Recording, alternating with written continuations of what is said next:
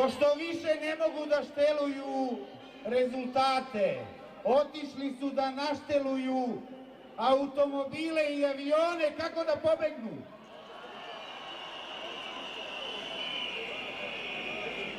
Hteli smo da ga pitamo danas, zašto ga mi finansiramo?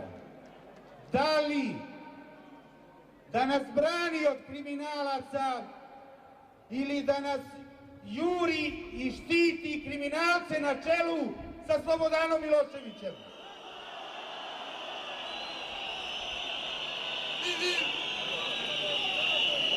Hteli smo da ga pitamo, da li je policija estrada?